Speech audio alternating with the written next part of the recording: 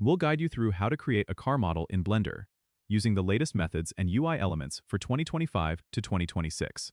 If you find this helpful, consider subscribing and liking the video. First, open Blender and make sure you're using the latest version for the updated tools and features. Start by setting up your scene. You need to go to the top left, click on File, and then New to open a fresh project. Next, you'll want to import reference images of the car you want to model.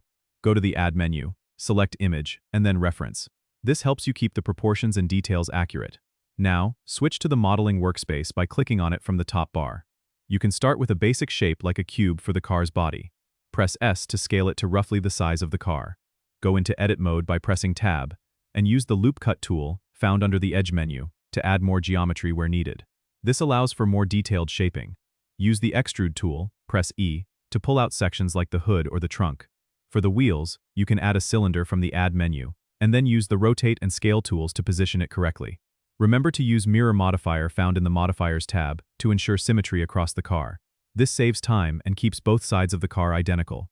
Once the basic shape is ready, switch to the Shading workspace to add materials and textures. You can create a new material by clicking New in the Materials tab, and customize it to your liking. Finally, for a realistic finish, go to the Render Properties tab and choose Cycles as your render engine, which provides more realistic lighting and shadows. Don't forget to subscribe and comment if this helped you out.